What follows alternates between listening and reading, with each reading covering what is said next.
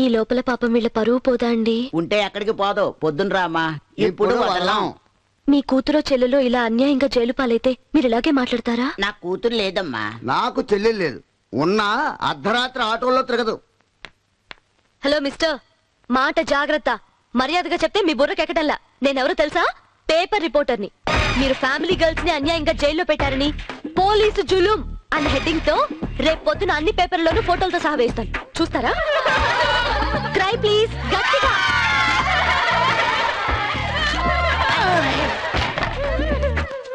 పేపర్లో మీ ఫోటోలు కూడా చూసుకోండి రేపు. ఎవరిది? Kalyani? My God, me SP గారి కూతురు. ఏవే కళ్యాణి, ఇడియట్, మీ నాన్న ఎస్పీ అని ఎందుకు చెప్పలేదు?